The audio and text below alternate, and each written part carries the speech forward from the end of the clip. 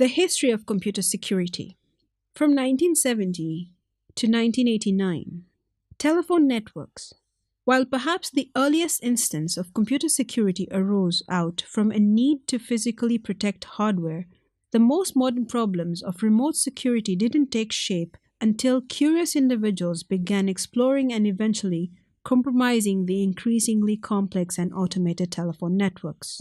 The first example of this occurred after the first computerized switchboard was bought online in 1976. By 1982, half of all the calls were switched electronically. The modem. As technology matured, the modem became a common tool for remote computing. The FBI began getting involved in remote computer security breaches as it became increasingly a commonplace throughout the 1980s, promoting the passage of computer fraud and abuse attack. Viruses. While there may be a debate about the first malicious computer programs on the UNIVAC 1108 and the IBM S360 in the 1960s or 70s, the most notable concerns persisted after the personal computer began making its way into households. The 1980s gave rise to the secondary computer security problem of the computer virus. Once IBM and Symantec started researching methods of discovering and deleting viruses from infected computers, as well as ways of preventing infection, virus writers began increasing the sophistication of their methods to avoid detection. 1990 to 2009. The Internet.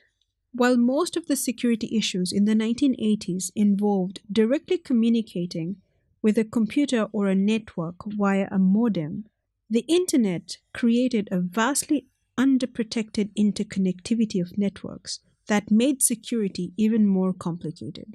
Whereas before, protecting a single access point was the principal concern, with the Internet, there are problems of seemingly limitless number of virtual access points coming through persistent connections with often unknown entities outside the network. Firewalls.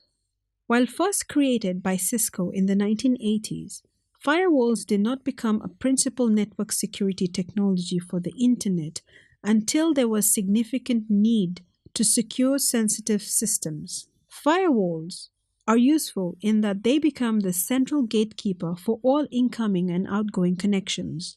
Centralizing this type of security problems, the benefits ensuring that certain restricted communications are allowed or disallowed depending on a predetermined rule.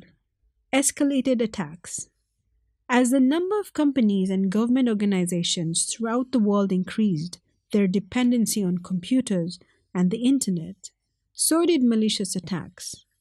Companies began steadily increasing their security policies to keep pace with growth. Eventually, the government begins to mandate computer security compliance for major companies. Now let's discuss securing networks with access control lists, commonly referred to as ACLs. ACLs are a network filter utilized by routers and some switches to permit and restrict data flows into and out of network interfaces. When an ACL is configured on an interface, the network devices analyze the data passing through the interface, compares it to the criteria described in the ALC, and either permits the data to flow or prohibits it. Variety of reasons we use ACLs.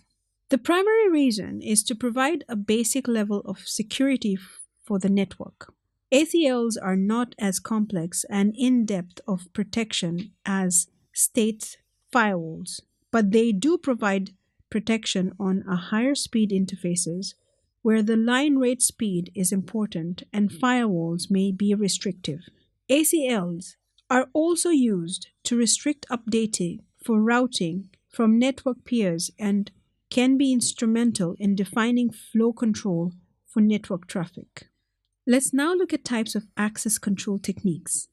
Is a system mechanism that controls access to an object and an individual user, and it protects them from altering access. Rule-based access control, lattice-based access control, discriminatory access control.